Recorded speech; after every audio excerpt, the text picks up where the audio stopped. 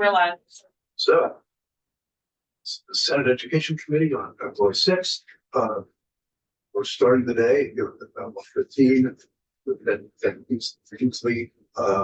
Kinsley, from the Campaign for Vermont. The campaign has done a lot of work about your services. Ben and I spent an hour or so on Zoom call a week ago, whatever that was. I have no idea how long Times, yes, it's all relative. but and you're talking to me, and after we got done, it clearly made sense to me and increment to walk through same thing for us. So and so as we're relating to the next chapter on Act 73, and think through where we're going. And so this is relevant. So the floor is yours. Oh, by the way, we'll introduce ourselves. Keisha Hinsdale, Chittenden County. Not Shane Wyndham County. Dave Weeks, Logan County. Longest to the Bennington Senate District. Terry Williams, Rutland County. Steve Peppermint, Ashley County. And I am Ben Kinsley. I'm the executive director of Campaign for Vermont. We're a statewide network of over 20,000 Vermonters that are focused on growing middle class here in the state. And we do that through policy and advocacy work in a number of areas, including tax policy, housing, healthcare, and what we're talking about today, education. We've been doing work in education since 2013. I do have a little bit of a presentation here that I'll get going.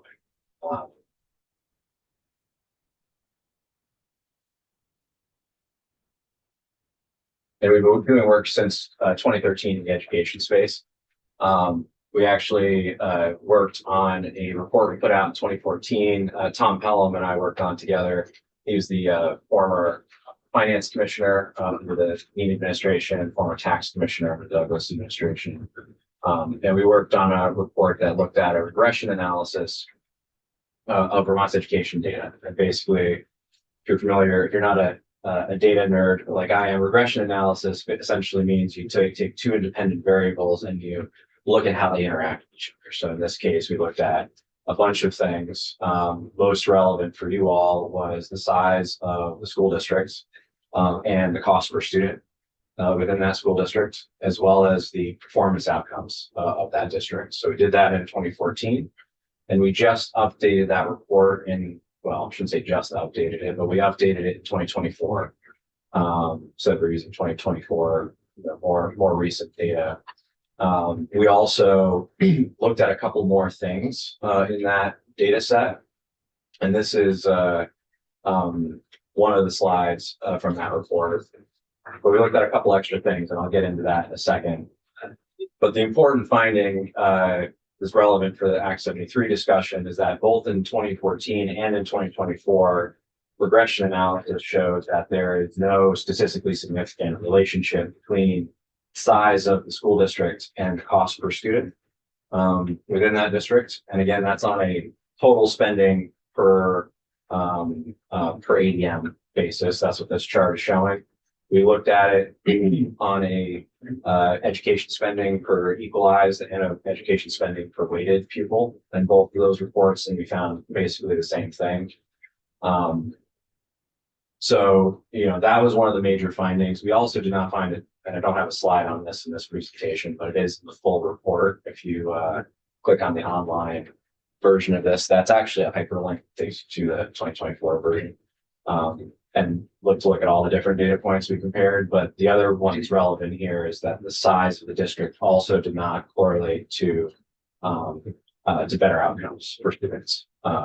So that's important as we talk about, how do you move forward in Act 73 world? Do bigger districts actually inherently provide better outcomes for students or a lower cost per student? Because in the current system, the data doesn't support that notion. The thing we looked at the 2024 report that was interesting and informative, and why we arrived at the two reports we put out last year, is that we looked at the cost per student at a supervisory union level instead of at a district level. And at that level, we do see a statistically significant correlation between cost per student and the size of the supervisory union. And to put that in perspective, at the district level, only about 4% of the variation in spending can be accounted for by the size of the district. 16% of the variation in spending can be explained by the size of the supervisory union. So that encouraged us to look at the supervisory union level and understand what's going on there and what those cost drivers are, because there's clearly a stronger statistical relationship between scale at the SU level and for students. Can I ask you a quick question? Sure. The individual dots, are those specific SUs and where they land with populations or student population size on the bottom? Is that, Yes, that is correct. and that's the cost? Yeah, so your x-axis is cost per student on a total spending per ADM basis, and then across the bottom is the size on the ADM basis.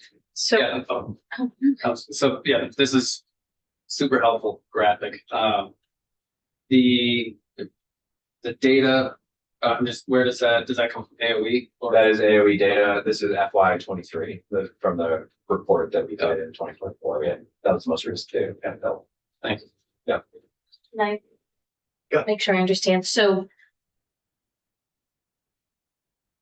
CVSD, for example, biggest glowing bullet point. The one way, Yeah. yes, yeah. It's a supervisory district and a supervisory union? Because isn't Burlington a supervisory union and a supervisory district?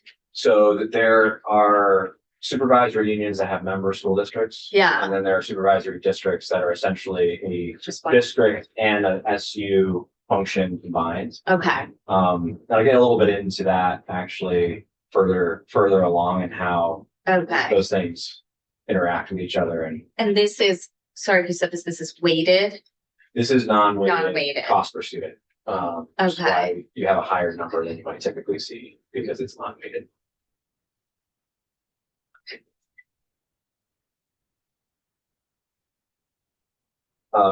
Any other questions on this?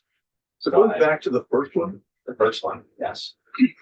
This is districts. yeah, which would include SDs, right? So it's a combination of SDs and then districts within SUs. Or is it only districts within SUs? It's only, I believe this is only districts within SUs. Okay. Yeah. Because the way that it's reported, it's hard to break it out Okay. separately. Good question. But you can see there are some fairly large ones, even in this data set, but they start trailing off after about 1,000. Okay, so I'm sure you are gonna share your conclusion, but I'm confused if you have multiple districts in a supervisory union and there's no savings in the districts, but there is savings at the union level. Doesn't that still speak for problems overlaying districts and supervisory? Yes. Okay. Just making sure I'm still tracking. Yeah, so this chart in particular, like between the two charts, those two data points really told us we need to be looking at the SU level and understanding the interaction between the SUs and the districts. Because why is there, to your point, why are we seeing a statistical relationship show up at the SU level that we're not seeing at the district level? So this is probably going to be some repetitive information on this slide.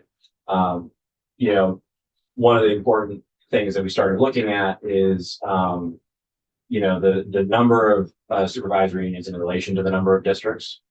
So post Act 46, it's almost 2-to-1 relationship, which changed fairly significantly because during Act 46, we went from 270 school districts down to the 119 that we have today. But the number of supervisory unions did not compress nearly at the same rate the districts compressed. So that changed the relationship between how many districts supervisory unions are serving. The other thing that was interesting as we started looking at similar structures around the country, the scale of Vermont's SUs are quite small compared to what we might see in other states. 1,600 students on average, and the geographic footprint is also quite small at about 185 square miles per SU. So you're saying our SUs function more like districts? I mean, or they're roughly the size. I mean, so there are a lot of school districts that are between 1 and 2,500, 1,000 and 2,500. There are a lot of supervisory unions that are between 1,000 and 2,500 students. Okay, There are not a lot of districts that are in that range unless they are supervisory districts, but those are generally in very populated areas where some supervisory districts are. Right. Mostly in Chittenden Right. County. In large districts like Burlington, South Burlington. Sorry, I meant out of the state. I meant. Oh, out of the state. Yeah, I'll get to that for a second. Okay. Yes, but you're right, more in line with 2,500. yeah, So, when we compare to structures in other states, the National Center for Education Statistics classifies Vermont's supervisory unions as education service agencies or ESAs. Similar structures in other states are next door in New York. We've heard a lot about BOCES. Maine calls them regional service units. Pennsylvania calls them intermediary unit, and then most other states call them ESAs, regional ESAs, and give or take 40 states have some sort of structure like this that is functioning as a service provider to districts. Vermont's are obviously a little bit different, and we think about them a little bit differently. Most states think about their ESAs as a service provider that is supporting districts. We think about it more as a governance structure. So that's a core difference, and part of the reason for why our supervisory unions might be a little different than ESAs in other states are because we have the superintendent attached to the SU level, and the superintendent essentially functions as a chief executive for school boards, and in most cases a part-time chief executive for school boards. So that's one key difference. The other key difference is scope of services. The only two services that SUs provide consistently in Vermont are those chief executive, services and special education. There are examples of SUs that provide additional services, but when we look around the country, there's a whole range of services that ESAs provide, not just two. So that's the difference. And then the third one, which you sort of touched on already, which is scale. There's quite a bit of difference between the scale that Vermont's SUs are operating at, the scale that we see ESAs and other states operating at. And that goes back to both the number of students, FACES, but also the geographic footprint of the ESA in terms of, how many square miles for the region. I'm not going to go through all of these, but this is an example of. So just for shorthand here, when you use the term ESA, others might think of BOCES. Others might think of BOCES, you might think of CISAs, you might think of. Okay. They're all various flavors of the same thing. ESA is the generic term. So this is a range of services that ESAs provide around the country. I'm not going to go through all of these, but it gives you an idea of the range of services that could be provided at that level. The one that I really want to call out because it's where we think the most bang for the buck is the business and financial services, particularly around payroll and benefit administration. You have 119 different payroll offices around the state today, plus 52 at the supervisory, and we're talking 170-ish payroll administrators, benefit administrators, ARAP staff, all of that compliance staff, all of those services. When we look in the private sector and you see mergers and acquisitions happen, and I've been through a couple of them in the private sector, that's the first thing that they do. It's like they don't go in and touch, a lot of the structure. They don't rip staff out immediately. Typically, the first thing they do is they go after those business and financial services because it is so much more efficient to do that at TM.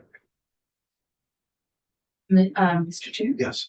Okay, so something that is vexed to me since the proposal you all put out last year is that CTE doesn't show up here.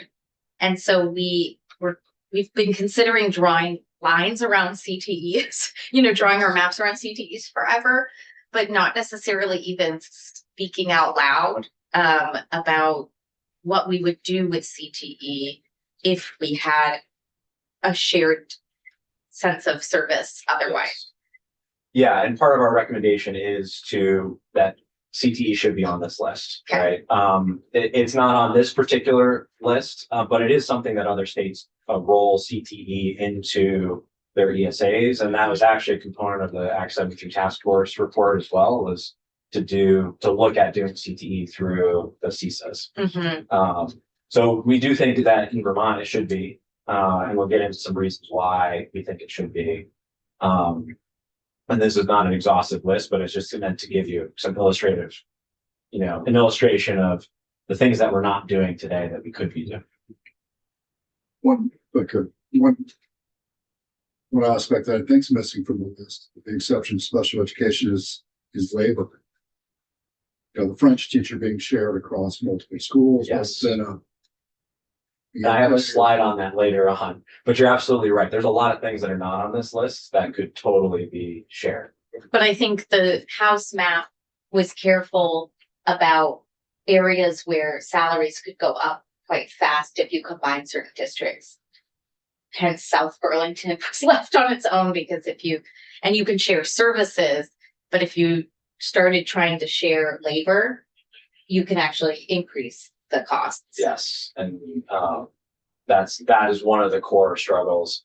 So the proposal that we put out last March and the one that we modeled in our November cost savings report is based on an ESA structure around CTE centers.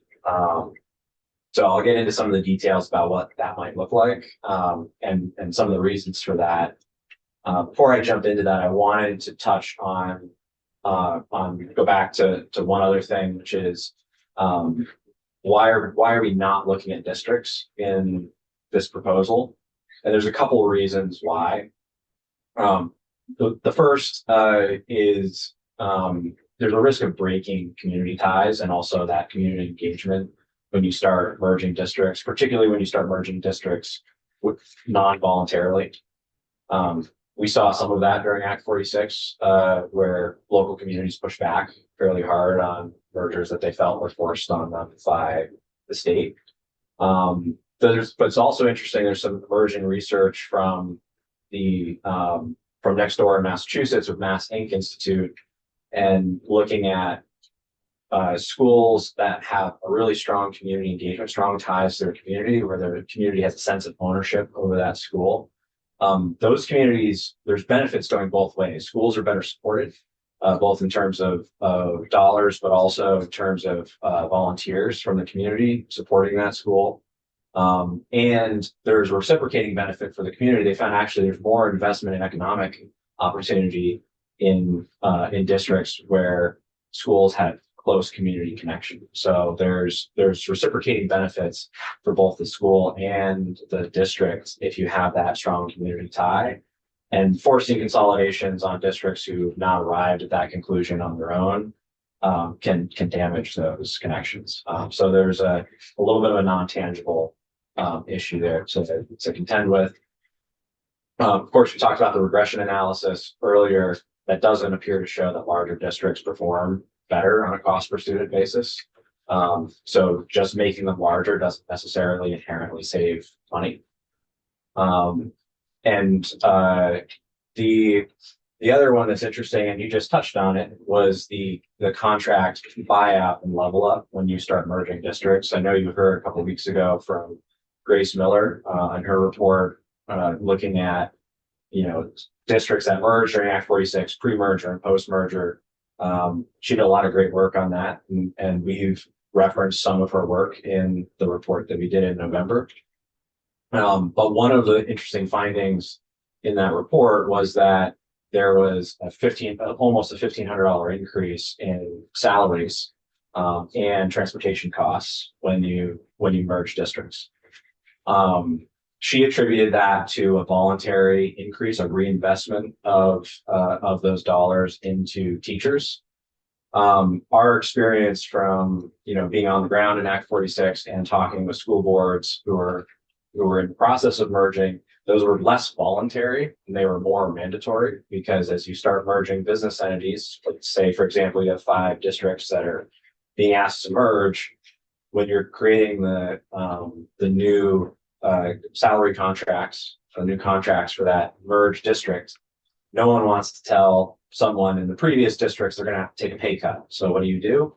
You level everyone up to the most generous contract of the 5. And so that level up, we believe, is what drove most of this spending. And we actually talked with a lot of the Chittenden County districts who were looking at this in the governor's proposal. And their number came out very similar to this, adjusted for inflation, when they looked at what the level up would cause in their district that they had merged their negotiated contracts. So this is a major hurdle to achieving cost savings if you're looking at a district consolidation model. And the final thing is there's actually quite a bit of national research that shows this concept that bigger doesn't necessarily mean better. I'm not going to read these, but these are a couple of excerpts from some of the largest studies that have been done on this nationally. Generally what the national research has found is that essentially the ideal district size is somewhere between 300 and 3,000. Under 300, you see fairly substantial cost savings if you merge districts up to 300 students. And then you have marginal cost savings between 300 and 3,000. And once you get above 3,000, you actually see a decrease in that investment. So it actually starts increasing the cost per student once you start getting past that 3,000 student threshold. So the interesting thing to note for Vermont post Act 46 is our average district size is about 600 students. So almost twice what that minimum threshold is, which again kind of indicates mergers could save a little bit of money perhaps, but likely not a lot. And you have the contract issue and salary level up issue to contend with as well. And then this is just high level. There's a lot going on in this slide. But the important bit for this conversation is the blue line, which is Vermont's cost per student, compared to the green line, which is the New England weighted average cost per students, the average of the things. And the yellow line going from left to right is the US average cost per student. And we can see 2 inflection points on that trend line. One is in the 1999 and 2000 school year. And that is the full school year following Act 60. We see that there's an acceleration in spending cost per student in that blue line. And then there's a second inflection point, less dramatic, in the 2016-2017 school year, which is the year that the Act 46 consolidations really started happening. So the point of this is that we actually see an acceleration, 2 accelerations in the cost per student in Vermont. One is when we changed the funding formula, which Act 73 addresses, and the second is when we started undertaking mergers 10 years ago. So this, the vertical lines. The vertical lines are Just APE scores, also comparing Vermont to the New England average to the national average. And you can see there's a decline in that as well following the 2012-2013. And that's a whole separate conversation, but an equally important one. So I'm just trying to make sure I understand this before I move on. Okay, so I'm just looking at 2012, 2013, Yes. just because it looks exciting. So we had no. So the vertical bars in 2012, 2013, the vertical lines are showing test scores. They're showing the test scores. So Yeah. our test scores were very good. We were top 5 in the country for both 4th and 8th grade math and reading. at Okay. that point in time. And we were spending 30, no, that's the score. Okay, so the scores are on one side and the dollars on the, okay. Yeah, yeah. So the dollars are on the left-hand side and scores are on the right-hand side. Those are NAEP scores. Mhm. Probably should have pulled them off this chart for this presentation, but I do like showing them together because it does tell an interesting story. But that line is just spending increase. So So, the line is just spending Got it. increase per student. The okay, blue one is Vermont, and then green is New England. We can see that we were pretty steady with New England from that 2010 to 2015-16 time. right, And then there's an acceleration okay, from that until we see the COVID effect starting to hit okay. in the 2020. The only thing I want to say is 2012 is when we went from a commissioner of education to a secretary of education. So There's a couple it's things that the only thing I remember having in 2012. there's a couple things that happened in that time frame that could have impacted student performance. Like, what would you say? So yes, there was a change in the AOE structure, going from the department to the agency.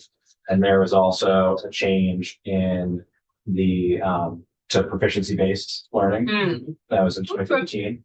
Hmm. And then, there was also changes in how we handle, behavioral issues in schools Oh. around the same time frame. So it's a little hard to draw exactly which of those things most likely impacted student performance. But my personal opinion is they probably all three had a little. And to may begin to this, but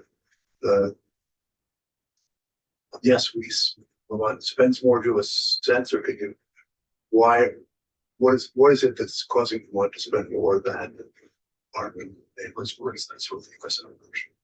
Yeah, I think there's similar to the quality question. I think there's a number of contributing factors. I think ESAs are one of them. Like, we're not leveraging ESAs in the same way that other states are, and almost give or take 40 other states are using them, and have shown quite dramatic savings. The BOCES, the Vermont flavor of this that's voluntary today. Some of them in the southern part of the state are reporting 66% cost savings on certain services. So like, it's fairly dramatic. We have more money too. We had infusion of money during the pandemic. Yeah, and everyone experienced that to some So degree. a lot of times we didn't know what to do with it. We spent it and then we got used to spending it. And you can see that jump here actually in the last year. And this, we start seeing COVID hit, and it hits for everybody. Like, everyone sees the jump in that final year, when first full year of COVID, operating under COVID conditions. One other thing I wanted to mention here, because you were asking what's different about Vermont. Since Act 60 passed, and went into effect essentially for that would have been the 1998-99 school year. Since that point, Vermont has grown on a cost per student basis at twice the rate of the national average since that point.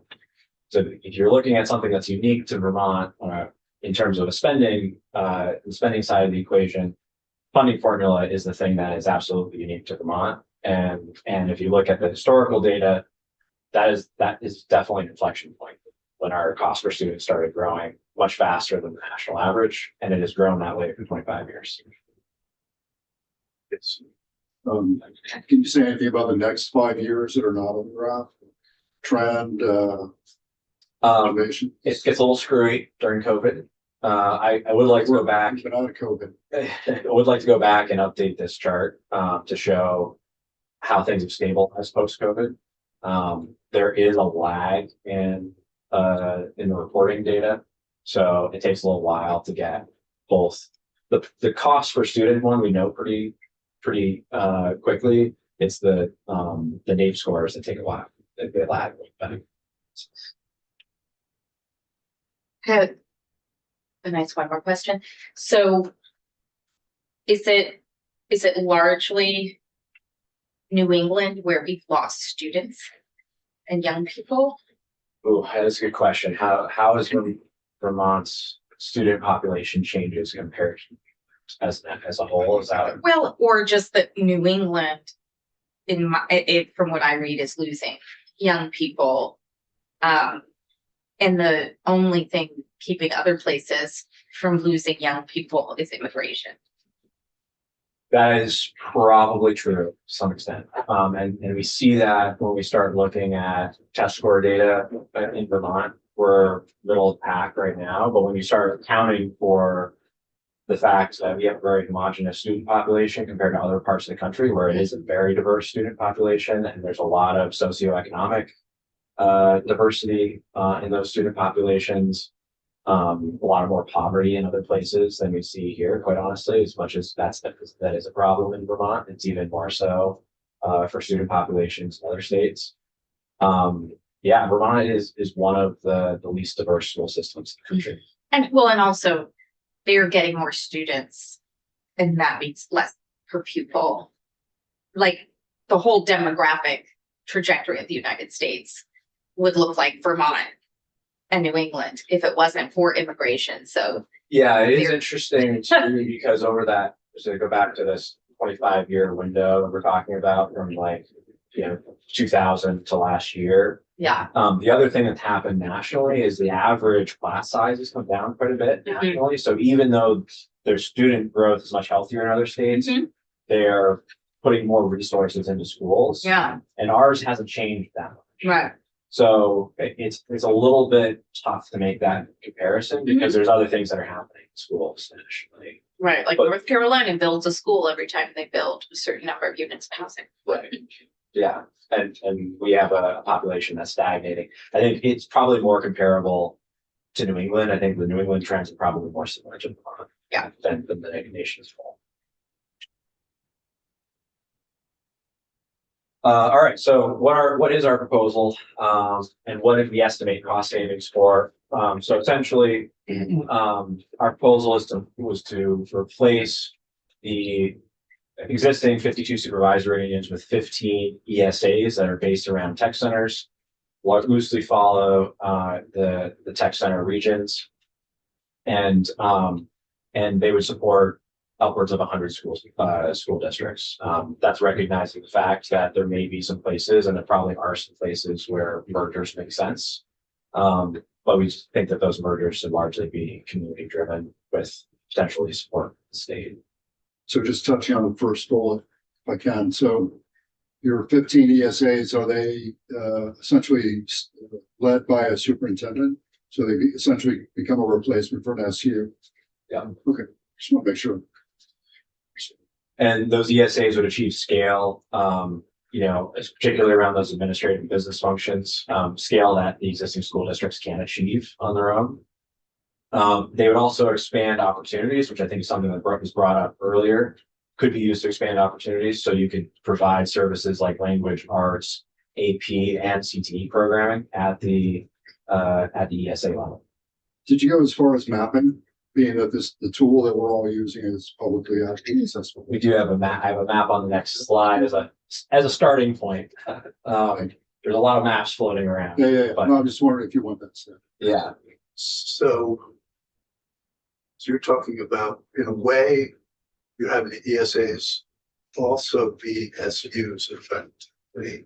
Yeah, because you think about, again, SUs have two services they provide essentially today, the chief executive and the special education consistently. There's other things that they sometimes also provide, but it absolutely makes sense to move the special education up to the ESA level to gain some additional scale. The governance component, the actual chief executive function, there's a couple different ways that could go. And we have a recommendation. We're not necessarily like there's other options that you could look at from how you provide a chief executive type functionality to school districts. Can I ask just for insight, because I don't really know the campaign for Vermont. Is there like a board that votes on this? And was it unanimous, or how do you characterize this? Yeah. No, it's a great question. So we do have a board of directors. We also have an advisory council, and when it comes to policy, the advisory council often is the one that is weighing in. And those are folks who are subject matter experts in a number of areas of policy around the state. We have folks that are, school board members. We have folks that are, have been in the education system as teachers or principals or superintendents. We have folks that work as a service provider with school districts. So we have a lot of these folks that have different perspectives that help us to flesh this out. And generally, it is unanimous. There's not a whole lot. If I could, just the reason why I'm asking is sometimes organizations come in, we eventually figure out it's like, that's the one person in the group. There's So one person. it kind of becomes their personal opinion. So I want to make sure this is characterized properly. Yeah, no, I appreciate that. And I try whenever I'm injecting my own thoughts, I do try to call that out. That this is my personal opinion, but not necessarily a shared opinion among the group. Yeah. Yeah, that's a great. So Did you work with AOE on this? We did not work with AOE on this. We have reached out to AOE about this. There are folks that we have talked to about this and do like this proposal or a version of this proposal, like the Rural School Alliance likes this model and they're supportive of it. So there are folks that we have talked to in the education space, as well as individual superintendents and school board members. So, yes, go ahead. Funding, how do you support where to get your money to run campaign? So the way that CTEs, I actually have a whole slide on this too. So I'll hold that question for a second. I'll come back to it because I have a whole slide on how the funding and No, government. not funding you. Where does campaign for Vermont? Oh, who fund us? Yeah, Yeah. Is it a bunch of just We are, investors or? yeah, private donations, from within Vermont. We don't take money from outside. Occasionally we'll take a grant if it's for a specific research project. But we're fully funded by Vermont and we have a full list. We put our donor list online. You can see it. Go to our And website. how long have you been established? We were founded in 2011. Yeah. So we actually worked on Act 46 first go around to this. And one of our founding members was Tom Pelham, who I mentioned earlier, but he also was finance commissioner when Act 60 was written. So he worked on Act 60 when that legislation was being written. So a lot of what I know about education, financing, I've learned from him. Thank you. It's a good question. Okay, a couple other things to touch on this slide. The one thing that we think is really important in terms of the reason we chose CTE as the center of this proposal is, one, we think that it creates a really strong post-secondary and workforce training pipeline, and it creates vertical alignment between our K through 12 education system and our post-secondary education system. Like right now, CTE feels like it's very much off to the side. And there's a proposal from the agency to use an ESA to create shared governance for all the CTE centers right now. And we feel like while that's a positive direction, we still feel like it doesn't solve that vertical alignment problem. It's still very much silent. The other thing that this does is it gets the scale much more in line with what we see in other states. This gets us up to 5,300 students per ESA on average, and it expands the geographic footprint to almost 650 square miles, which is again much more similar to what we see in Pennsylvania and other states. Okay. Yeah. Some of the conclusions on that slide ran counter to some of the points that you made earlier in the presentation. For example, the one slide about the size, this was a cautionary picture. The size of the district said 3,200. That's the one Yes. comment that you left in here. And there was another about, growing size of district, not necessarily properly affecting or reducing the cost per student, et cetera, et cetera. So the two messages to me just seem a little contradictory, and I'm wondering if you can at least address. No, that's a great question. I'm glad you noted that. So when we're looking at the national research, which says that Goldilocks range is 300 to 3,000, that is looking specifically at districts. What we're looking at here are ESAs, or what we might think of as supervisory unions, BOCES, or CISAs. There's less indication at the ESA level that, that you get inefficiencies at a certain level, like it's a larger range, like there's a shift in terms of what that Goldilocks range is. I think, you know, to that comment though, I think that, you know, while there's not a ton of data on this, the CISA concept where you go to 5 or 6 regional ones around the state might be large enough on both a number of students and a geographic footprint scale that we do see some inefficiencies coming back in. So think about like service providers, for example. There's no service provider in the state today that could provide transportation for an entity that large on under one contract.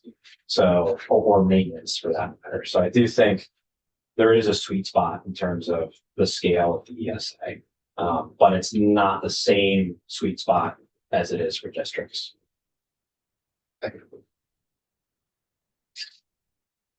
This is, again, like an example of what this could look like on a map based on what our existing technical center regions are. And one of the advantages of using a sort of existing structure like this is there's already transportation patterns that are built into this.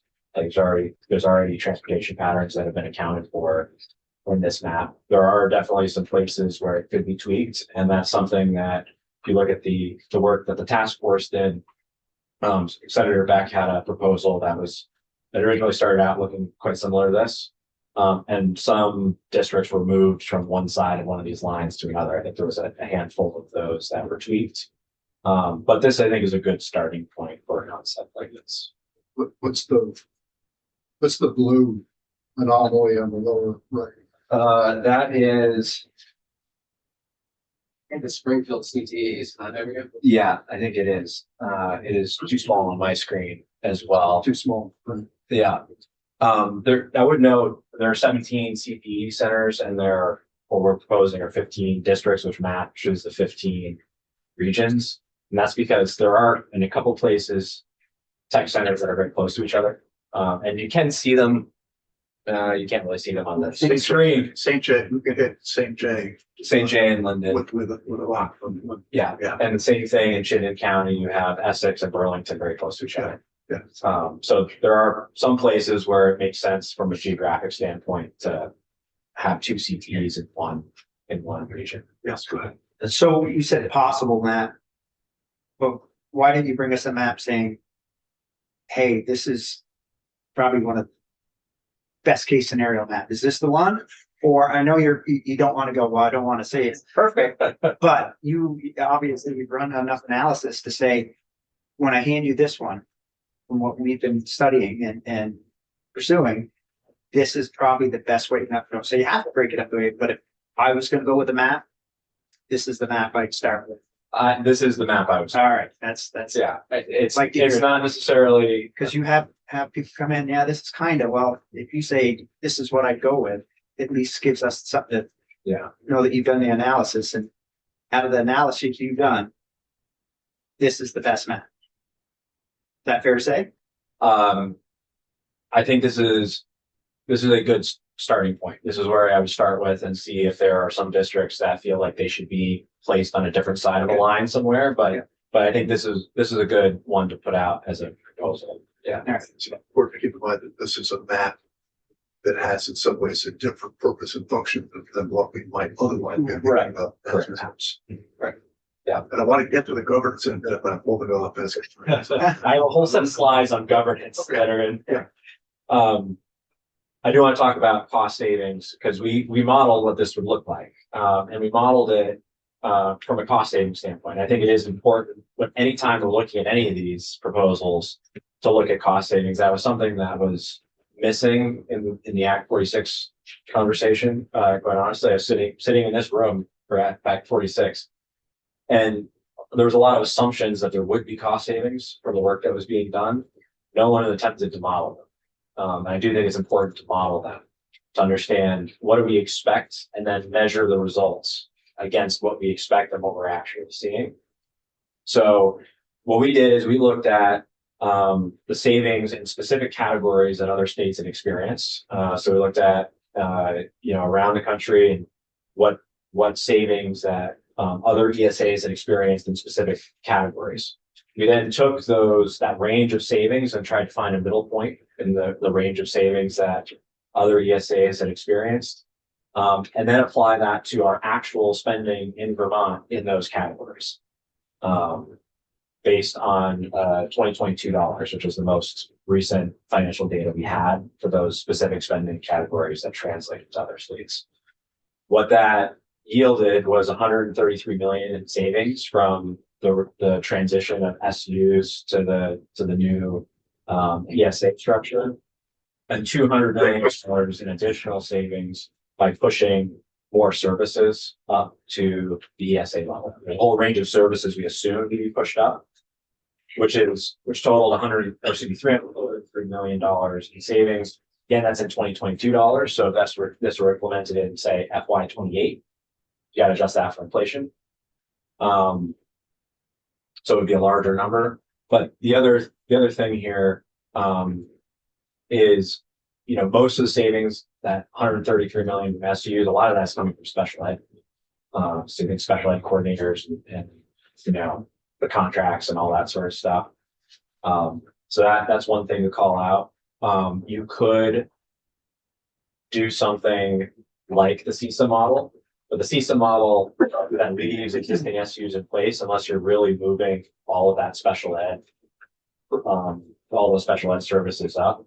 You're not going to get all of the savings out of the SU component. So that's something just to think about as you're looking at various models. The second way, and we tried to validate this in a couple ways. So we actually modeled this in a second way, which was taking the savings that the Miller report found in specific categories. So there were savings in administrative services, quite a lot of savings in administrative services and contracted services. There were quite substantial savings. Again, that was looking at the Act 46, the districts that merge in Act 46, looking at the year prior and the year following. And we made some assumptions based on that we would not see the diseconomies of scale that from the teacher contracts and staffing contracts having to level those up. So if we assume that you don't have to do that and you get most of the cost savings that we experienced on the contracted services end of things in Act 46, we would arrive at 291 million in savings if you make that assumption. Not familiar with the Miller report. Can you give a little bit of background? So it's basically the Grace Miller looked at this. She was a Yale. Got it. Okay. Yeah. So we took her work on that in specific categories and looked at, okay, if we did get the same sort of administrative cost savings that she found, but we did not have the offsetting costs of having to touch the staffing contracts, we would arrive just under 300 million in savings. And that's scaled up from 2019 dollars, which is what she was looking at, to 2026 dollars. Per year? Per year. Yeah, both of these are per year. So the other interesting bit here is that, do I have it on this slide? No, I'll save that slide. Both of these models, you're looking at it either way, they're coming out between 12 and 14% of total spending. That would be the reduction, 12 to 14% based on current dollars. That is very close to the 16% number that we found in our regression analysis. The 16% saying that the size of the SU can explain 16% of the variation in cost per student. So all three of those numbers are very close to each other, which tells us that that this is likely a pretty accurate model, somewhere in that 300 million range is what we would see on an annual basis. We would not necessarily see that in year one, right? It takes time to phase these things in. You may not have all of the services up to the ESA level in year one. You also may have startup costs that offset that. So we're assuming that you probably won't reach 100% of this number until you're maybe 3 or 4 years in. Any questions on this before I move on to this question? What is the model 1 and model 2? So model 2 was based on the Miller report on the specific cost savings and cost expenditures in the Miller report. Model one was looking at nationally what ESAs have saved. Oh, it's the same framework you're talking about. You're supplying different. Different methodologies. Methodologies. Different methodologies Okay. to arrive at a savings. Okay, Yeah, I think Model One, for what it's worth, is probably more accurate because it's based on what ESAs and other states have actually saved. And I will say the highest category that we estimated savings in was somewhere around 30% savings. Like I mentioned earlier, the BOCES that are already operating in Vermont, some have seen savings up to 66% on certain categories. So ours was, I think, fairly conservative compared to some of the things we're already seeing. is that just Wyndham County? The BOCES? I think that was the first fiscal year. That was the first one. All right, what does governance look Maybe I like? could read this. Maybe they could read. They came in, briefed us. Yeah, I think they were, The head of that BOCES. But with actual savings, it was Sherry Souza, I think is the, Ship, that wasn't Wyndham County. She's in. Twin. But she was here with the, Woodstock and it. Woodstock. Okay. no, Yeah. the gal that came in was with the, rural, Rural School Lines. right. Oh, But she was from Wyndham. Cheryl Charles. Yeah. Cheryl Charles, yeah. And they've looked at this model or the model we're proposing as well. They like this, this concept around the CTE. They're also happy with the CISA model. But they do like the CTE alignment that we're proposing. You're getting to government. Getting to governance. For the details. That's probably the most relevant thing for this committee. So, in terms of governance, the way we would envision this working is that the new ESA boards would function much the same way that SU boards do today. Member school district boards appoint representatives to the ESA board. It's basically the same way that SUs function today. And those ESA budgets would be allocated back to the member districts proportionally. Again, basically the same way that SUs work today. ESAs would be responsible for operating the CTE centers going forward, and the funding for CTEs would be built into the ESA budget. That alleviates some of the funding challenges we have with CTE today. We also believe that it addresses the integration challenges that we have with CTE. Okay, so this I think is where we get into the interesting details about how different SUs are set up. Because if you're not sharing facilities decisions, don't know how you get those savings. why wouldn't you? Because some of the SUs we heard from don't all share facilities decisions. They keep them within their district. Yeah, and I think generally, because there are some supervisory districts, in fact, there's two that Mhm. operate CTEs today. I meant beyond CTE, so we heard from White River Supervisory Union. It sounds like each town is responsible for some facilities. They might be responsible for the elementary school or the middle school. Two are responsible for the high school. Yeah. But I don't think you can achieve the same efficiencies in an SU if everyone's still making smaller level facilities decisions. That is a good question. To some degree, yes, in terms of capital expenditures, you can probably gain more efficiencies in capital expenditures if you're doing that planning at the regional level, right? But regional being ESA or SU or whatever. Well, especially if you're driving towards one high school. Right, especially driving towards Okay. one high school, and that's Everyone should be paying for one high school and going to one high school right. Yeah, or a CTE. and and that's sort of within the CISA model. It's Mhm. like trying to move towards comprehensive high schools, understanding that it's going to take a lot of capital and time to get to that model. And we like the comprehensive high school model. We're not necessarily opposed to that, but we don't have, I think it's safe to say the state does not have the funds to invest in that model today. Mhm. So, how do you create a bridge to potentially get there, and an ESA based around a tech center is potentially a bridge to build into that future where you have more shared facilities especially the high school level, Mhm. where it may not exist. So So the Rural School Community Alliance likes this because this would mean 15 superintendents. It could mean 15 superintendents, yes. They like it because the districts are not supposed to merge. Right. Their district, their small districts can remain. But And then, that goes back to the first page almost. Yes. Said the sweet spot is between 300 and 1,000. but that so you still want to gain efficiencies from the SU Correct. without busing kids all over the place or leveling up salaries. And allowing districts to operate differently.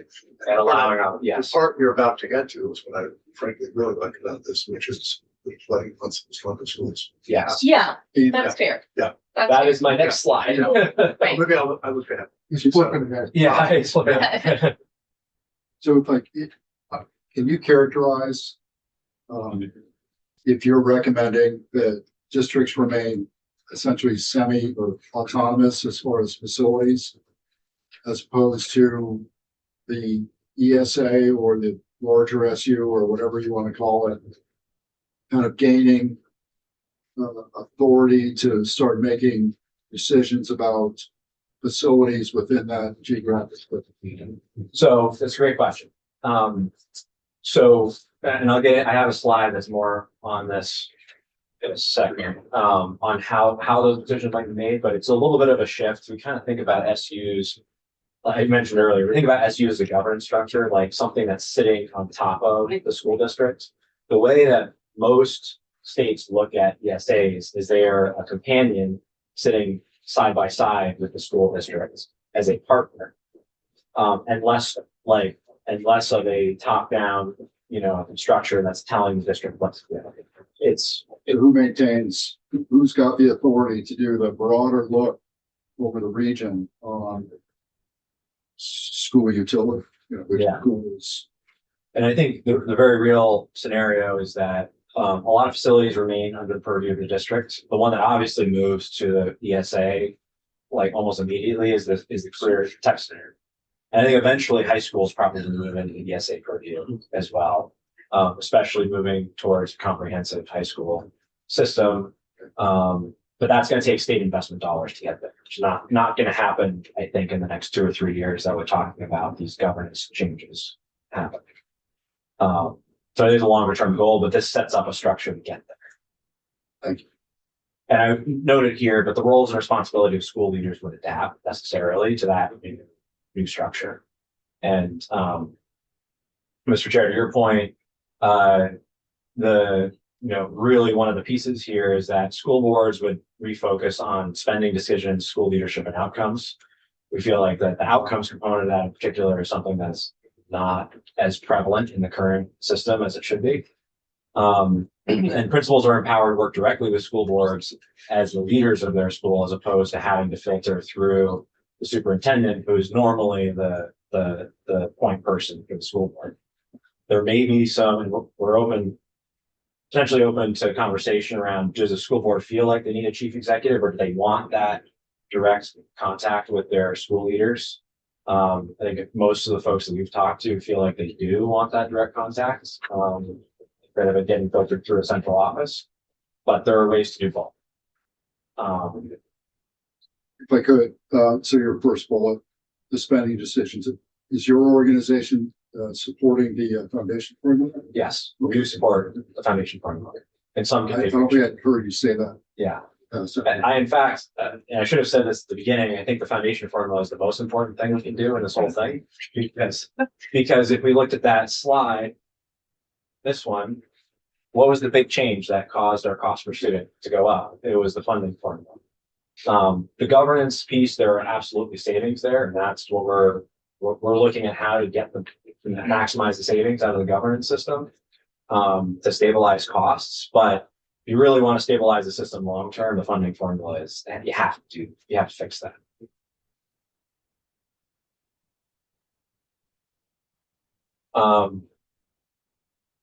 We talked about shifting the focus to ensuring outcomes. That's one of the big things we think school boards should be doing. And school boards should be holding school leaders accountable for outcomes. And similarly, we believe the agency of education should be holding school boards and school leaders accountable as well. So there's this double accountability measure. And we see this in other states. There are other states that have, you have autonomy to run your school and you have a set of targets that you are shooting for in terms of student outcomes.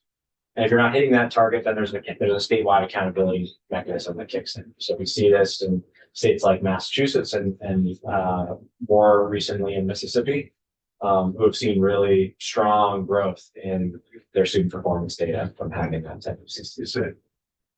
My guess is that the first level of that is actually just reporting to them where they're not doing well. It's not coming down with a hammer. That's not the point.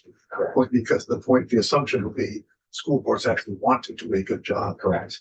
but they make mistakes or things are going off the rails in some area, and then the state and Board of Education comes in, or our agency comes in and says, here's what's going wrong, and here's some suggestions for how to fix it. Correct. Yeah. So we look at next door Massachusetts, for example, right?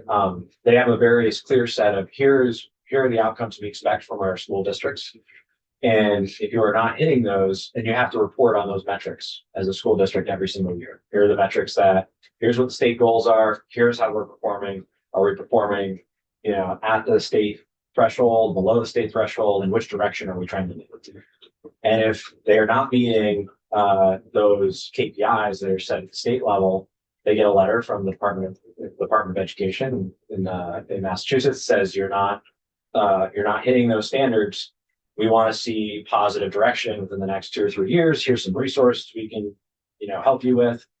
And if things don't change, if you continue to trend down or, don't trend up, then there's a second measure where the state actually puts your school district in receivership and takes away the keys for a certain period of time until things turn around and improve. But just the fact that mechanism even exists, you get that letter as a school district and a school board, that's going to get your attention. And in school boards, I do believe that school boards want to do the best thing for their kids. I think they don't always know what that is. And there's some level of state leadership involved in helping to chart that course. Thanks, sir. So I'd like to see an organization chart from these words, and because what I'm seeing what I think is missing is the superintendent. And I'm wondering what got it. Yeah. So who's reporting to who's responsible for what? That's exactly what I thought I was going to say. Yeah. Okay. Yeah, so the superintendent would live at the ESA level. And they would, their role would change from what it is today.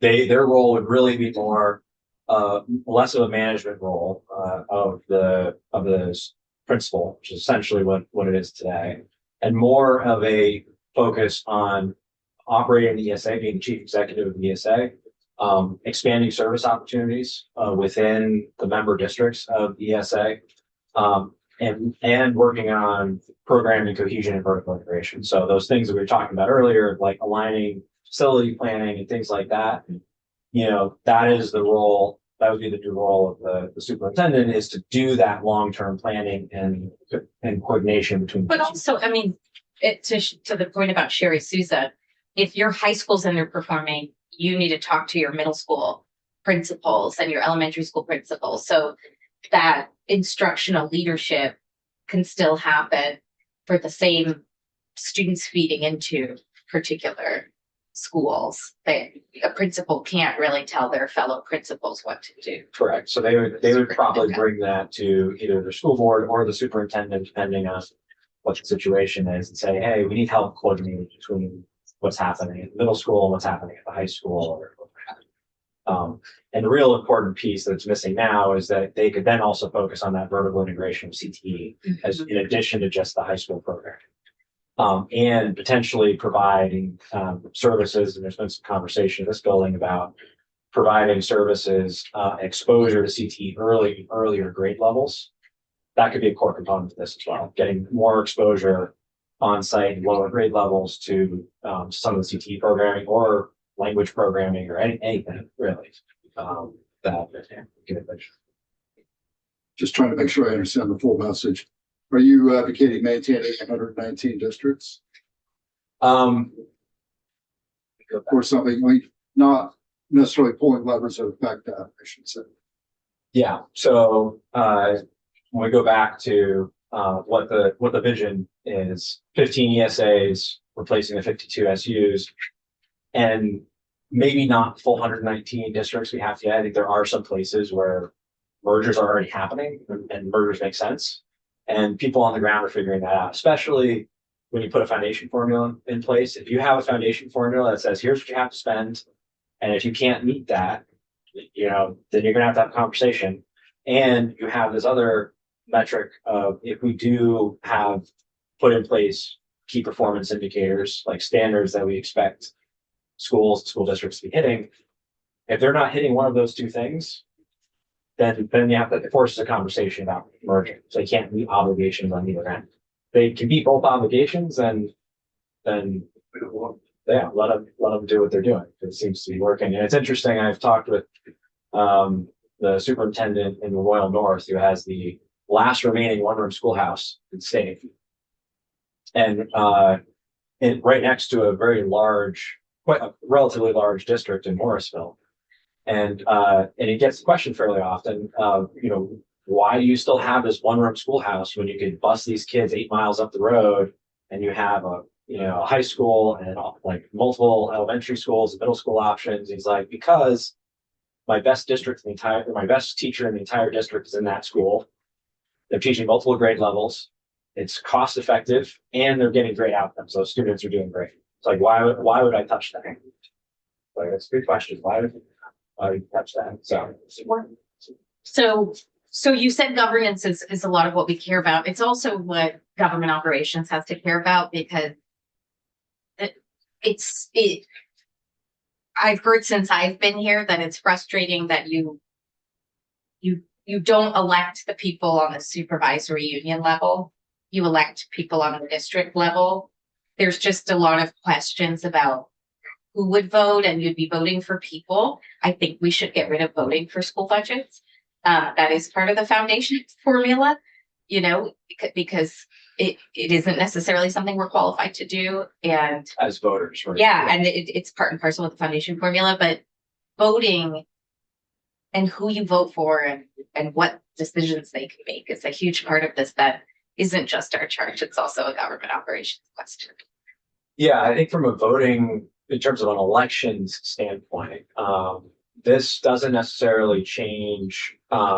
This doesn't change how school boards are elected, and it actually doesn't change how ESA boards are elected. They're elected the same way. And I think if you we had a debate about this actually with our advisory council about, do you change the way that boards would be elected if you went to a map like this? And do you do an at-large vote the way that the governor's plan would read, right? At-large vote across that large region. And we think there's some disadvantages to that. And one of the disadvantages is today, school board positions are very apolitical, generally speaking. These are community members that want to help their community. If you scale them up to an at-large election for a larger region, even at this level, or 60 miles across, like the governor's suggesting, those suddenly become political races. In fact, that would be the largest outside of a statewide election. That would be the largest political structure in the state. It'd be larger than any of your Senate districts. You wouldn't really have districts at that point anymore.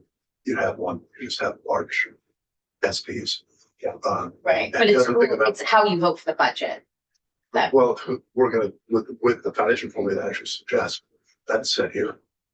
Right, and then To a large degree, That's the legislature. 80 or 90% of it is decided here. Yeah. we don't do. So, yeah.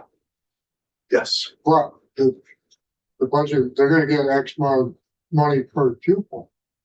They can still decide locally how they spend it, Well, as as long long as they meet the education plans. And so in a lot of ways, actually, I think this empowers districts if you do this in combination with the foundation formula. Because right now, the school boards are caught in this very difficult situation of anything I do like what's happening to your tax rate and what am I doing and what am I doing and what am I doing? How does that impact the tax rate? It's a very tough position to be a school board member in right now. But if you have the foundation formula, you know what you're getting and you have a little bit of a spending allowance, you're much more focused on, okay, how do I spend those dollars and not do I even have dollars to spend, right? It changes the paradigm quite a bit. And those same conversations would happen at the CTE level, should be the ESA level, the same way they happen today, right? What do districts feel like they need from today is the SU, tomorrow it can be the ESA. And that's a two-way conversation because there's members of the school board sitting on the ESA board. So let's say you stop voting on your school budget, you still could end up voting on bonding capacity. That's still probably going to remain somewhat local, but you'd probably want to do that at the ESA level and not at the district level. You could do it either way, potentially. I It's mean, complicated. and these are some conversations. One of the recommendations we have in the report is to create a governance committee and to help make recommendations on how some of those decisions will be made. But in a lot of ways, they're made today, right? We have the same type of relationship today between SUs and districts, and we make it work. Yeah, I think you could make the case that you just leave things alone. Districts make their own decisions, and then we're going to see as the foundation formula begins to put pressure on spending downward pressure, then merchants will happen organically, and then those larger areas. Especially if you have, I think, the two goalposts of there's pressure from the foundation formula, and there's pressure from a could be the EQS or whatever, at statewide level. Here are the performance metrics we expect you to hit. So I think that one of the key things here, which is what I was thinking about the whole time we we're talking about this, isn't this really just larger SUs? They call it something else, but in a way that it's not, because your SUs are not governance units, they're more service providers. To service providers. And the governance actually becomes is Local. or local. Or local. And this is, I had the slide early on about the differences between SUs that we see in Vermont and ESAs we see in other states. One of the big differences is governance and the way that we think about them, right? We think about SUs as a governance structure, and they could be something different. And that's what most other states do, is something different. Thanks. Yes, so I have one more question, which I think you'll find relevant. In your conversations amongst your group, did you discuss the representation of independent schools in the governance structure? Good question. Particularly if that independent school is operating at CTE, is that No, the direction? not but just in the overall ESA. So if they're in the overall ESA, it would depend on whether the district is operating or non-operating or partially operating. So if it's partially operating, then you'd be a member of the ESA either way, quite likely, but the range of services would vary that you're receiving from the ESA based on the grades that you're operating. It does get a little more tricky if the CTE is being operated by an independent school. There have to be some sort of operating or management agreement, I would think, between the ESA and the CTE in order to provide those services to their member districts. Did your organization have any thoughts or recommendations on current districts which are low spending and how they ramp up towards the foundation formula level? Yes, we did. And I don't have them in this presentation, but I can speak to it. And we think actually, if you look at real dollars on a cost per student basis between our lowest spending districts and our highest spending districts, there's almost a 300% variation between our lowest spending and our highest spending on a cost per student basis. It's almost as great as in the 90s when we had the breaking decisions. There's almost that much disparity in the system. We kind of covered up with all of these like taxing calculations that are cost per student for taxing purposes. It's kind of hides like the real dollars behind it. But if you look at real dollars, which is what they were looking at in the 90s, we have a 300% variation in range of spending. So anything we do with the foundation formula, going from a 300% to what we're considering as a 10%, right? That's what's on the table right now. Variation is a very dramatic change. And if we widen that range a little bit, so let's say we go up to 20%, you know, in terms of allowable spending, and we drop both, we go both directions. And so you drop the foundation number a little bit, and then you increase the cap a little bit. And what you'd end up doing is there would be, I think, 6 or 7 districts that would have to come down to be within that 20% range. And there's 1 or 2 that would have to come up. So just going from 10 to 20%, if you weight it the same way we weight it today, which is a question mark, but if you weight it the same way we weight today, it would dramatically reduce the number of districts that would have to dramatically change their spending up or down. And hold it at that. And would hold it. 40% difference. So that would be a 20% difference weighted versus a 300% difference unweighted. Okay.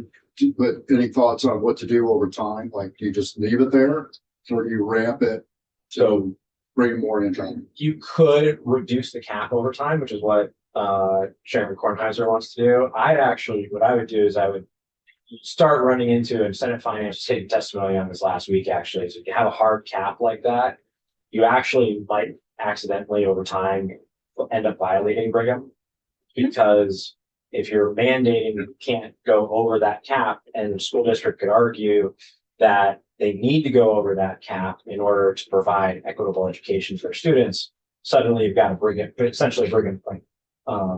So instead of a hard cap, what I would actually do is set your excess spending threshold today, either in a 5% range above the base or all the way down to the base. So every dollar above base you spend is double taxed. And so that creates downward pressure on spending above the base. You can still do it. It's not a hard cap, but it incentivizes you to stay close to base or at base. Thank you. Thanks. You're sort of, we may have you back. Thanks. Appreciate the time. Yeah, thank you. Very helpful. So we are going to switch gears, and I got a request just to have a couple of the therapeutic schools come in and talk about their role with the system. Thank you for having me. So we don't all know each other, so we'll go around the room and introduce ourselves for the benefit of our guests here today. I'm able to share.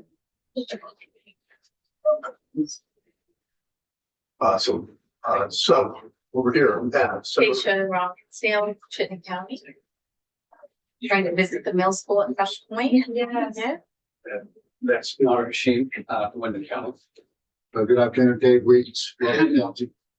Seth Baumgart's with Bennington Senate District. And Perry Williams from Rutland County also. Steve Heffernan, Addison County District, and I've got the pleasure of coming up and visiting your school this last fall. Don't you want to get off It's telling me it crashed. 1 second. December, okay. I don't think I'll send Zoom a report about that.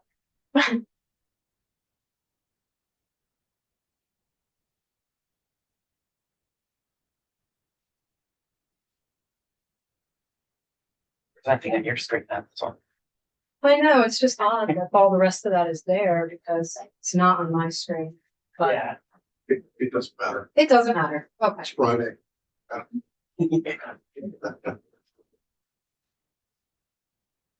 Continues to message me about things. Okay.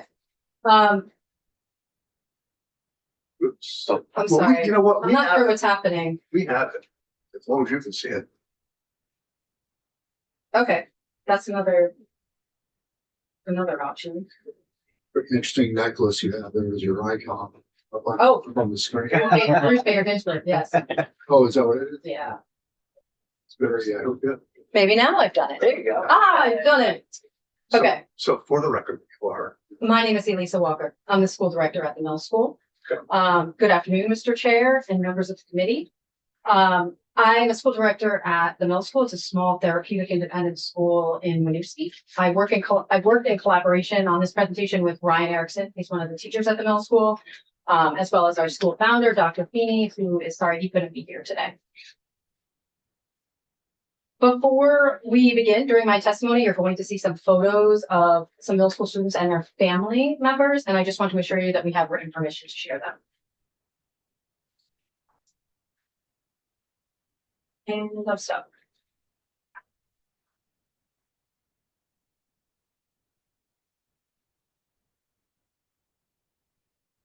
Tech issues, not my favorite things in the world. But you're right, I could just go forth with just the presentation without you looking at it, but I do this. Obviously, if you just tell us what page you're on. Yeah. Maybe I'll just try one more time and then we'll just be done.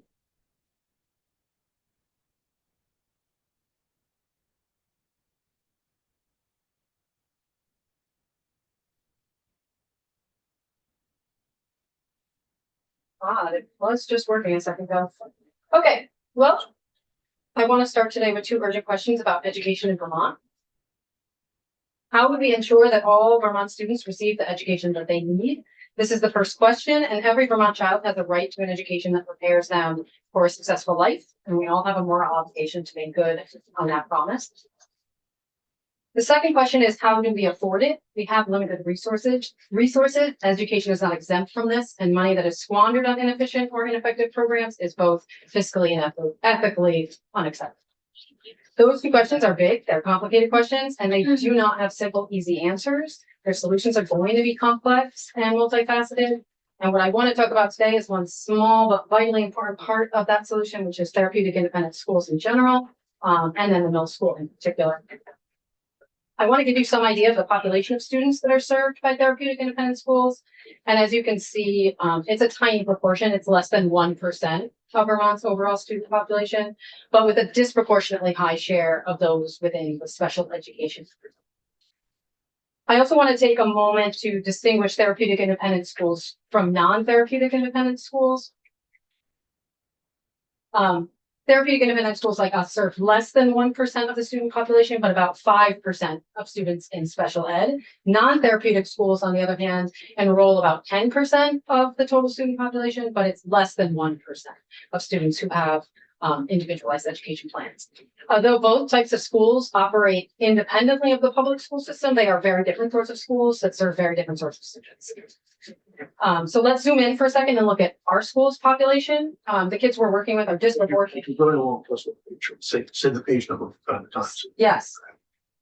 And maybe Jolie or Elias will work on this. I'm on slide 8. Page 8. Sorry, yes. Yeah. So let's zoom in for a second and look at our school's population. The kids we're working with are disproportionately poor, and the severity of that poverty is increasing. It's working. Sometimes it's delayed, but for Okay, great. And I'm leading with this not because poverty is the single most important determinant for a student's ability to succeed, but because it's a proxy for a whole host of additional indicators: housing insecurity, food insecurity, access to physical and mental health care, to name just a few. In addition to trying to manage school and poverty, our students are also trying to navigate PCF, criminal justice system, drug abuse, trauma, and some students are actually dealing with all 4 of these simultaneously. These are the sorts of severe intersectional issues that public schools are just not designed or resourced at this point to adequately support. And this is why we need therapeutic independent schools. There is a population of students whose needs exceed public schools' ability to provide. While not all students who come to therapeutic schools have spent time in a homeless encampment, some do. A few of our students spend time in this one, that's shown here.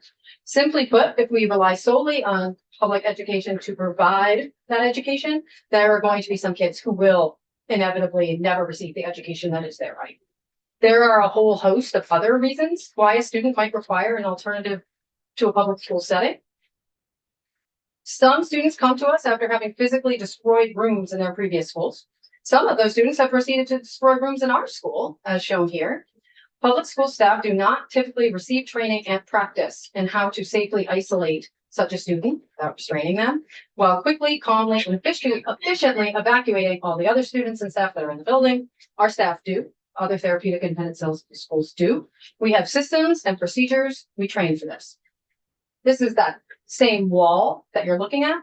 Post-destruction, public schools often struggle to help such a student repair the damage, the physical damage, the relational damage, and reintegrate back into the school population. More on this later, but we have a lot of experience doing this successfully. Emotional impairment. This one doesn't have a picture, and that's because when students are in emotional crisis, we're not taking photos. We're providing support, and that's what our students need in that moment. Most of our students have experienced trauma, often repeated trauma. This can be physical abuse, emotional abuse, sexual abuse, parental drug abuse, hunger, homelessness, neglect, often a combination of these factors. And that history of trauma means that their emotional responses are going to be unpredictable and extreme. And it's also going to mean that they're inevitably going to struggle with academics and all of their social relationships. In our school, you can, in most therapeutic independent schools, there will be extensive and embedded clinical support to address these kinds of needs. We have multiple trained clinicians that both directly support the students and provide insight and advice to all of the teaching staff, so that the teachers can better serve students that we have. In staff meetings, we go over every single student every single day, their emotional triggers, their responses, how to recognize when they're becoming escalated, strategies to de-escalate them. We also have explicit coaching around how to approach certain students, how to help them regulate emotions, how to navigate those social relationships. It's just simply a level of service that most public schools are not equipped to provide, but without it, these students are not going to be able to reliably access education. Every single one of our students is on an individualized education plan, so they receive special ed services. The reasons for that IEP can range. It could be ADHD, dyslexia, autism, auditory processing, traumatic brain injuries, a whole host of other issues. Many of them have multiple diagnoses. We only take students in 6th grade through 12th grade. And so a lot of times when they come to us, they are usually coming off of years of unsuccessful interventions and are correspondingly years behind. And in the past year, we have actually taken on 2 middle school students who could not identify all the letters in the alphabet. Other students are just discouraged by years of struggling in a public school setting. Remedying this situation is a long, hard road. It requires extensive academic supports and differentiation. We have special educators that work with classroom teachers to ensure that we're meeting each student where they are, providing that differentiated support that they need. Each class has a support staff that's either a clinician, a special educator, or an additional classroom teacher whose job is to provide that additional one-on-one support. Both of those students I previously mentioned are now reading basic sentences. Happy to report. And we're not at this point concerned about their ability to meet the reading and writing requirements by their expected graduation date. What else makes therapeutic independent schools like the middle school different? Well, there are a lot of qualities that make the middle school well suited to serve these types of students. Every educator in every school is going to tell you that relationships are central. But for therapeutic independent schools, it truly is a prerequisite. You cannot provide an education to these students if you have not built a strong relationship with them. For most of our students, their primary experience with adults is adults letting them down. It means they have trust issues and it's broken and it takes a long time to repair that relationship. We do a lot of things to deliberately mend that relationship over time. And we show them that we're interested in the totality of them as a human being, not just as a student. And again, we review those students every day at staff meetings so that we can flag anybody that we're worried about, that we can make plans to assign staff to help further build those relationships and make those connections.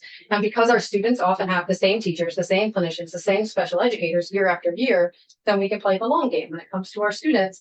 And we can build that level of trust and that level of relationship that allows us to work with them and not on them.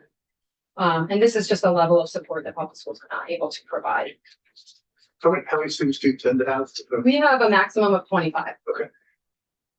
Our students have high needs, but they also have diverse needs. For example, the student has a baby. This was just this week, actually. This picture was taken. But as you can see here, like we have found a way to keep her in school. This approach, academic, social, and clinical, is going to look different for each student. The need for the differentiation exceeds far beyond just the academic part of it.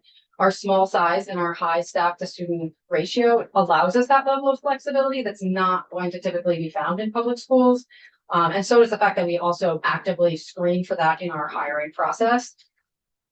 Can I ask? Sure. So my understanding is that, because you keep saying they might not find it in public schools, but also there are public schools that say we cannot take your student. Correct. I mean, when I hear from friends who have that situation, I don't even know if what they're experiencing is like fully legal or if they have like legal recourse, but big school districts in Chittenden County, they are simply told, your child's too dangerous and they need too much specialized attention. They are not going to be able to come back to school. Yes, and that's how students arrive at our school as Okay. well. The way that a student would come to our school is that a sending school, so Burlington School District, for example, they have an LEA, and that person would make an out-of-district referral after the IEP team met and determined we have done everything we can as a school district to serve them, and we cannot. We are going to find them a therapeutic independent school. Oftentimes, our school is the last step before a student might go to residential treatment, if that's even available or an Right. option, because a lot of times it's not. We Yeah. are seeing an increased number of students that truly do belong in residential, but because residential is so difficult to get into at this point, many of them stay with us longer than probably would be best for them. But you are correct. They are not welcome at their public schools at that point. Their education is now, they have been removed from the public school.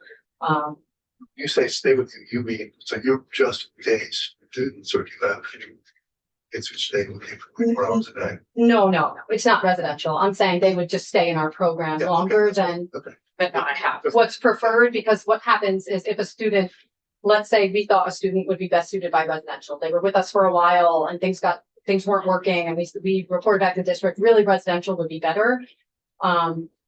They would start that process, but it's such a long, onerous, difficult process that student may or may not even meet the requirements. The only other option, if we were to discharge them, is to put that student back on tutoring, which was already something they had already tried that already failed. So there's not really much recourse. It's kind of just the end of the road. Yeah. What else makes therapeutic independent schools like the Mill School different? Some of our students go on to college, many, however, just enter straight into the workforce. And for both groups of students, though, the ability to hold down a job or an apprenticeship is a critical life skill. Many of our students wish that they could go to tech or have hopes for that, but because of their behavioral record, their attendance record, that's not an option for them. And so because of that, we have spent a lot of time building community partnerships so that students can have apprenticeships. So right now we have 2 different mechanics, a chef, a rescue shelter for farm animals, and the Vermont Construction Academy that we work with that provides internship and training that leads directly oftentimes to some type of employment opportunity. And then the last part about why we really need therapeutic independent schools and why they're different is a really important point, which is that we have a restorative repair-based discipline system, which is truly what is needed for these kids. And that's because they are continually doing damage, both to themselves, to their community, to their peers, and they don't need to be suspended or expelled again. What they need are dedicated professionals who are going to sit with them and take the time that is needed to repair that relationship, repair that wall, make it right with the person that you've harmed, and then come back again at the end. And we go through that process over and over with several of our students.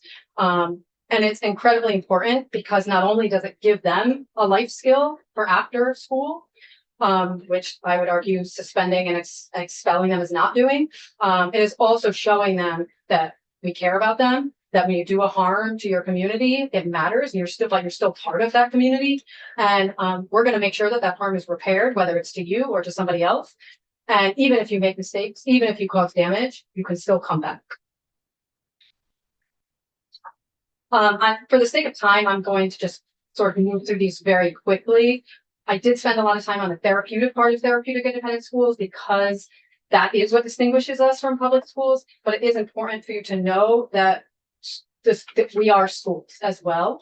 I know that there are concerns about whether therapeutic independent schools are really providing a rigorous education. And we welcome any regulation or oversight and the closure of any therapeutic independent schools that are not fulfilling their educational duties. Education is our central purpose. All of the therapeutic stuff that we've been talking about is unnecessary prerequisite to get to the next part. But we are audited and approved by the Agency of Education. All of our teachers are fully licensed. Our graduation requirements are aligned with the Agency of Education's mandates and guidelines. And if our students don't meet those, they do not graduate with the diploma. But I'll show you quickly. Here are the EQS. These are the standards put forth from the AOE. Here are all the classes that we offer that address all of those. Here's an example of a graph of one student's graduation progress. At the end of each semester, they do receive a report that shows how far along they are towards graduation, and then we custom their schedules to whatever it is that they are lacking or need. So this might mean individualized reading instruction pulled out from the general class. It might mean an apprenticeship. It could mean a variety of different things, but it's a way for us to track. And we also track health, financial literacy, art, PE. Transferable skills are a huge component of our program. They are things we usually why our kids are referred to us in the first place. So we do make it central to what we're doing.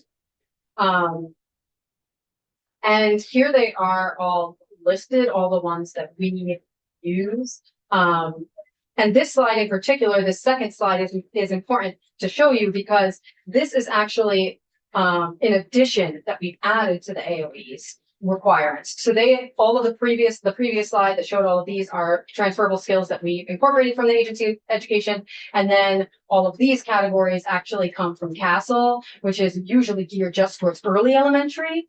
And that they are on the AOE's website for early elementary. I think they maybe just assumed that middle school and high school kids already have them. However, our kids do not. So we put them back in.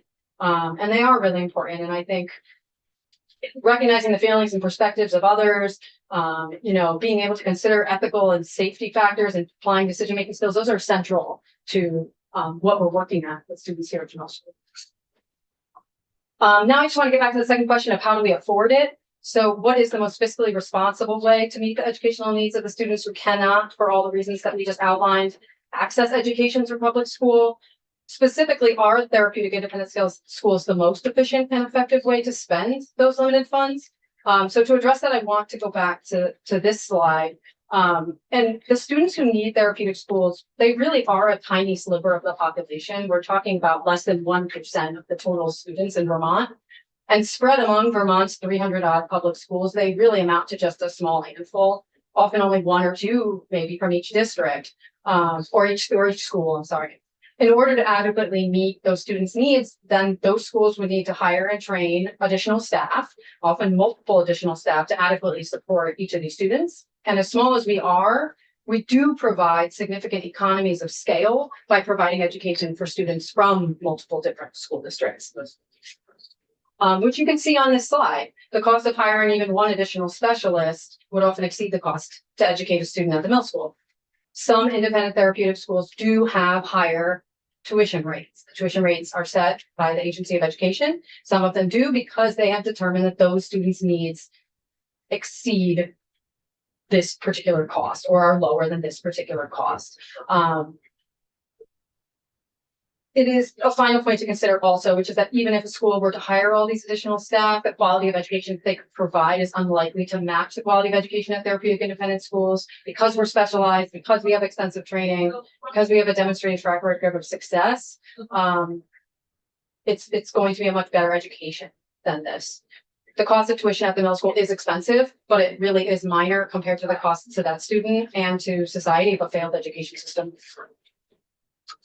So how are we doing? Well, we're a small school. We've only been open for 5 years. But here's our scorecard so far. It's not all success, but most of our graduates are holding down jobs and they're doing some type of college or post-secondary training. They call, they text, they sometimes stop by and say hello. And by and large, they are creating lives for themselves and contributing positively to their communities. They're reading and writing, they're doing the basic math that they need to get on with life. And they're using those transferable skills to navigate jobs and relationships. We don't have a counterfactual. We don't know what would happen if we rewound time of what it would be if they hadn't gone to a therapeutic independent school. But anecdotally, we can see that they are doing better than what they or their families predicted. And to drive that home, I really want to showcase this one specific graduate who did give me permission today to share his story with you. This is JT. He's a natural leader. He's academically talented, he's mechanically inclined, he's funny, he's resilient. He started at the middle school in the fall of 2021. He's 14 years old in this picture.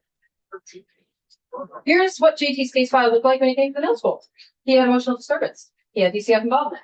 He had childhood trauma. He had verbal aggression. He had physical aggression. He had juvenile justice involvement. He was expelled from public school. He also was expelled from alternative school, multiple alternative schools. This was a student that far exceeded not only a public school, but all the other available alternative educational settings. And here he is. We spent 4 years working with JT. It was long, hard work, both for him and for us. He was frequently involved in violent, verbal, and even physical altercations with other students while he was at our school. There were repeated cycles of harm, repair, reintegration. We tried a lot of different approaches. Many of them didn't work. Some did. And when something didn't work, then we tried again. And because JT saw us working hard, he worked hard. And he showed up to school, even when things weren't going well. And eventually, we found things that worked, including an apprenticeship with the honest mechanic in Charlotte. And that played into all the talents and strengths JT had. And through these personalized approaches, he was able to meet our graduation requirements and receive his diploma last spring.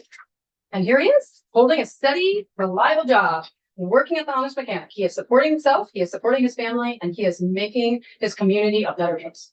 And now I want you to think back to that slide that showed all those issues in his case file when he joined us, and to think about where you would have predicted him to be based on where he was then.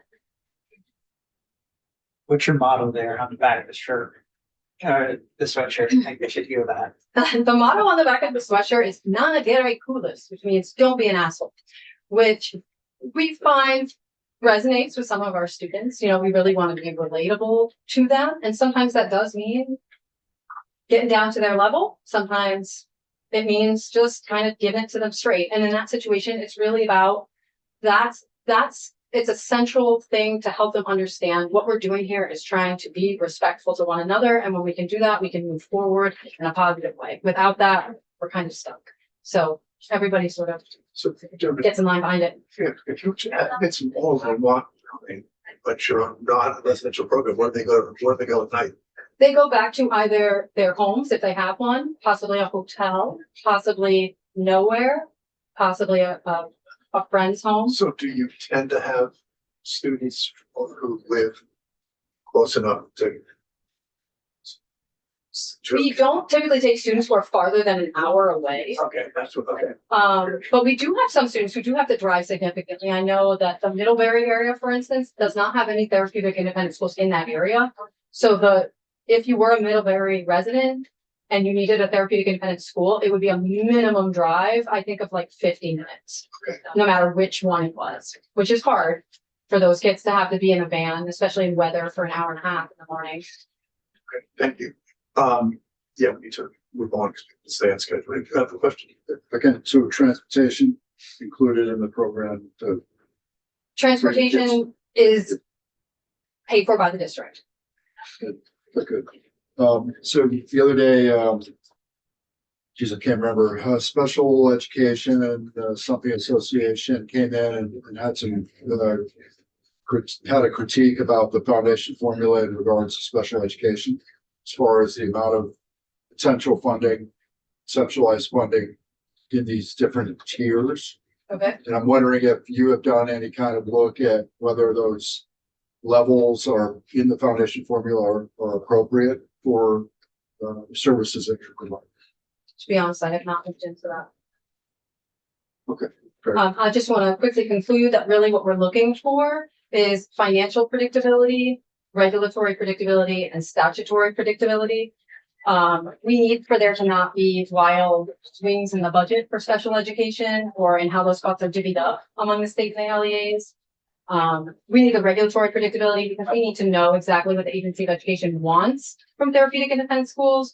And that has been inconsistent at times from year to year. And when it is inconsistent, it makes it very difficult to know if we're even in compliance with AOE's requirements. And then the last one of statutory predictability, just to know the long-term plan for the continuum of special education services and where therapeutic independent schools are going to fit into that continuum. And this concludes my presentation. Thank you for your time. And if you have any questions, happy to answer them now or later. Thank you for coming. You did a great job. Well, thank you. I appreciate you. Clear and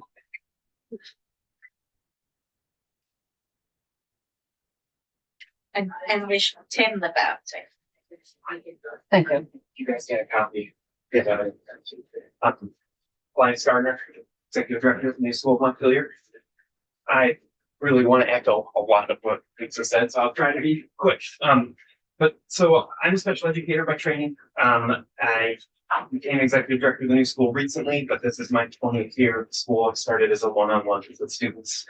I'm also a product of Vermont public education system, and I believe really strongly that a strong public education is a strong state, a strong democracy. And so my goal here is really just to highlight that, therapeutic schools, our role is different than other independent schools. We are a part of the public education system. We're part of the continuum of services that public schools offer. And so we want to be partners in that system. So the new school, we are a worker cooperative with a mission. Our mission is that we are a learning community committed to preparing individuals with unique and complex challenges to successful lives. We use evidence-based practices to promote independence, communication, social, emotional skills, and academic growth within a culture of safety and belonging. Our very name comes from a student who came and had a very traumatic previous experience at school, and finally said, "This is a school where I fit, and this is my school." And so what in practice that means, as Elise said, we have students who have had just demoralizing failures at school through just nobody's doing anything wrong. It just right program didn't come along for them. And our job is to make them feel safe and help them find belonging and to build relationships with them, because only then can they actually learn. And then we can help them find a place in society that's not ending up in jail or, in a homeless encampment. So Vermont has an ecosystem of therapeutic schools. There's 26 of us, and all of us have slightly different unique programs. And in Central Vermont, we have a number of schools, and it's common for a student to go from one school to another a few times to find which program is really a good fit for the student so they can have good outcomes. And we're only elected to accept students who need special education services and that are referred by the public school. So we work for public schools. We carry out public schools' individualized education programs. They write them. And public schools only make the decision to send students to us when they've exhausted their resources to do it. So we are really a last resort before trying to find a residential placement out of state, and they're extremely hard to find. Again, we're part of the school's continuum of services, and we don't exist if public schools aren't asking for services. We're regularly reviewed by the AOE. We go through a school approval process run by the AOE and then approved by the State Board of Education. And then there's ongoing oversight. It includes us reporting within 5 days changes to enrollment, programs, policy, facilities, financial capacity, staffing, and administration. So it's pretty close coordination that we have ongoing with the AOE. And, part of that is because as small schools, small changes can put us pretty quickly into a dangerous spiral. But it's also our small size that lets us have a unique program that meets the needs of a small subset of state population. And, New School's case, but I think with a lot of schools, it's alternative governance structure that allow that. We're a worker cooperative. So my employees are members and they speak up immediately when they see we're doing something that's not working for a student. It lets us really quickly adapt. When the student hurt somebody or threw a chair out a window, we're meeting that day to have a new program for them tomorrow. We don't believe in suspending or expelling students. When we have to tell a student they can't come back tomorrow, we tell them that this is a failure on us and we need a day to figure out how we can help keep them safe. I listed a few examples here of things that come up. Like best example more generally to me is the old SVACs, the standardized tests. And the rules for them contained, I can't remember, 3 or 5 100-page manuals with multiple different roles. And they were written in a really good way for a school district with 1,000 students or 10,000 students. In a small school, I played every one of those roles. And how much time I spent going back and forth between 3 references and manuals instead of having one. And so when possible, having legislation written with therapeutic schools in mind as being different from other schools leads to clarity in the regulations that the AOE writes and the State Board of Education writes. And it leads also to financial predictability, just like Elise said. And those are the things that let us focus on our job, which is teaching students. So, finally, I think therapeutic schools serve a distinctly different role in the public education system than independent schools. We're not a replacement for public schools, but partners, and we're part of the continuum of service. So I would agree the same is true in the schools as well. Yeah, But anyway. yeah, I think we all serve a different place in that, right? We're limited to only public students, special ed or 504s that the public school sends to us. And the other independent schools serve a different piece of the entire continuum. I totally agree. So yeah, that's really quickly. Thank you. Yes. So you said you have a relationship with AOE, Yeah. but if either of you could characterize what is that relationship? So I would say we never know. The people at the AOE are great, but the regulations are often, when not written clearly for therapeutic school, have to be interpreted to work for us. And so the answers aren't always clear for what they should give us. And I think depending on the state of the AOE, like my impression mostly is that they are so short-staffed that they're barely keeping their heads above water. And so it can be really hit or miss. But the people that I've worked with directly there really are very good and dedicated care, but it's a hard model. Yes. And then you characterize your school as a worker cooperative. Yes. It's a new term. Can you? So that means every employee at the school has an opportunity to become a member of the cooperative. It takes 2 years of training and approval from our other members. And then they elect our board of directors. So the board of directors hires me, and we work very much like a traditional organization day to day. Everyone has a job and they do what we're told, but there's a feedback loop. So if what I'm doing is not working for our students and for the staff, they can tell the board or tell me, and then I have to act more quickly than in other organizations. It's also a great recruitment tool. We have some very long-term employees, I think largely because of that. And that's being that, how long have you been in existence? So 2005, so this 20th year. We've been a worker co-op for 10 years. Yeah, right up the hill. If you ever want to visit and see what a therapeutic school is like, we're close. Can I ask something I might have missed? So you're a worker co-op.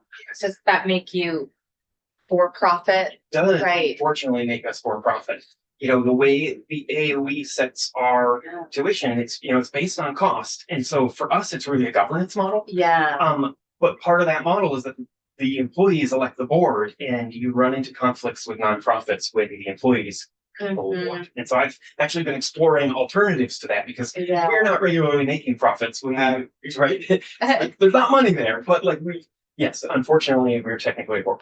No, I mean, I think, I don't know that that's unfortunate. It's just really, Sure. it's been kind of maligned, but I think it's really helpful to hear that, you're no different than other independent schools. You're not really making a profit, so we No. shouldn't really be treating you like you're not a really critical. And if we ever have a small surplus, we divide it evenly between all of our employees based on the hours they worked. So it's really, our pay tends to be significantly below public schools and our benefits are below. And so even if we make a little bit of money, we're not getting to, parity with what the schools down the street are paying their staff.